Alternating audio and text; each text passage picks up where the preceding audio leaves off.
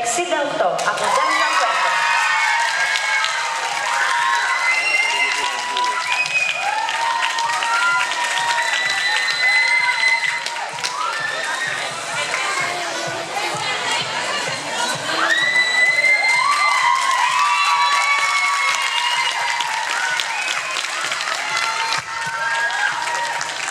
Ευχαριστούμε θερμά τον Δήμαρχο Γιάννη Βουτάρη για την τιμή να μας κάνει τις απονομές.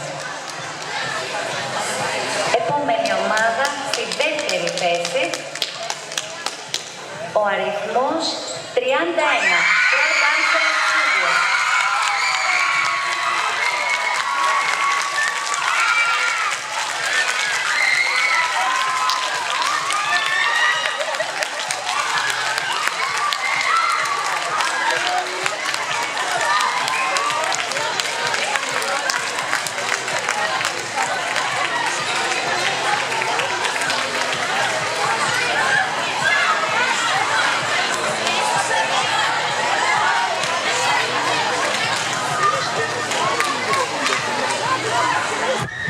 Και στην πρώτη θέση η ομάδα με το νούμερο 53 από τη Λεύκα Κομωτινή, η οποία σήμερα το βράδυ θα συμμετέχει στο διαγωνισμό Best of the Best για τη διεκδίκηση του βραβείου των 1.550 ευρώ. Συγχαρητήρια σε όλες τις ομάδες.